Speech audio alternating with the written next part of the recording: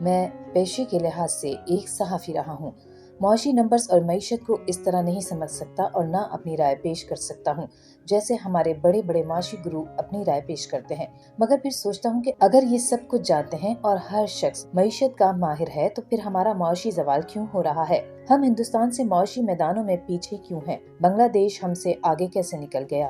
کیا وجہ ہے کہ ہمارے پاس معیشت کا ایک سے بڑھ کر ایک چیمپئن بیٹھا ہے، مگر جو حکومت آئی اس نے یہی کہا کہ پچھلے خزانہ خالی کر گئے تھے، لہٰذا ہم ٹھیک کریں گے، اور ٹھیک کرنے کے لیے ہم غریبوں کی خوب درگت بنائیں گے تاکہ امیروں کو زیادہ فرق نہ پڑے، اور ایسا ہی ہوتا آیا ہے۔ آج کل ٹی وی آن کرو تو طرح طرح کے تجزیہ سننے کو ملتے ہیں۔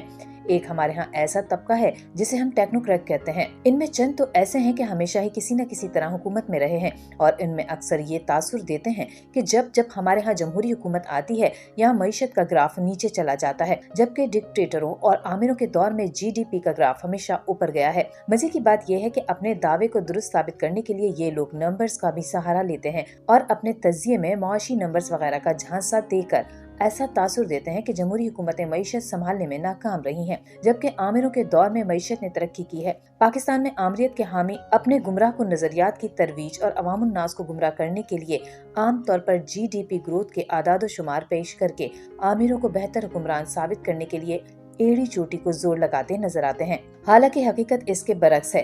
جمہوری حکومتوں میں پاکستان کے مفاد پر کوئی سودے بازی نہیں ہوئی، جبکہ آمروں کے ادوار میں ہمیشہ پاکستان کے مفاد پر کاری ضرب لگائی گئی۔ ہمارے دریا بیچے گئے، ہمارے پاکستان نہیں بیچے گئے، یہاں تک کہ پاکستان میں غیر ملکی اقوام کو بسایا گیا جو آج تک یہاں موجود ہیں۔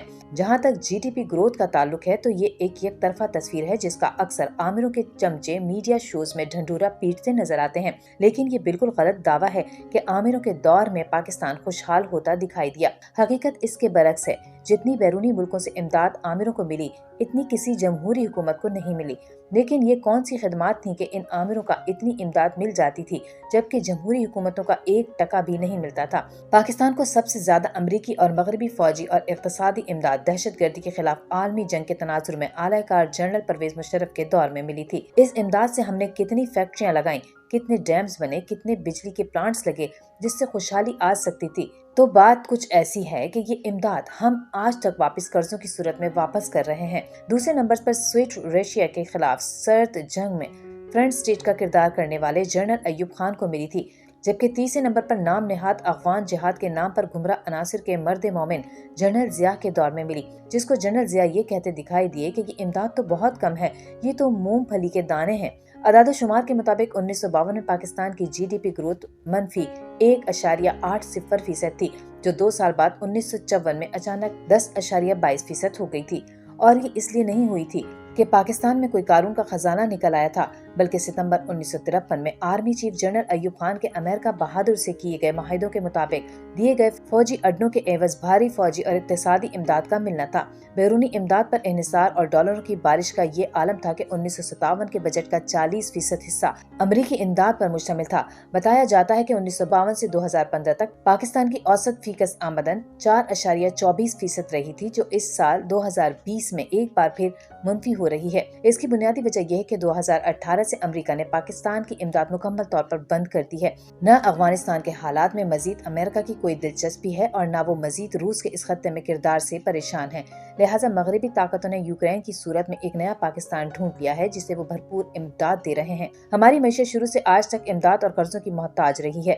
ہم نے اس ملک میں ادارے بنانے کے بجائے اس ملک میں بنگلے اور کوٹھیاں بنائیں۔ آج زراعت کا یہ حال ہے کہ جہاں دنیا کا بہترین چاول لگتا تھا وہاں کوئی ہاؤسنگ سوسائٹی بن رہی ہے۔ بازار سے چپل خریدنے جاؤ تو وہ بھی چین سے درآمد ہو رہی ہے۔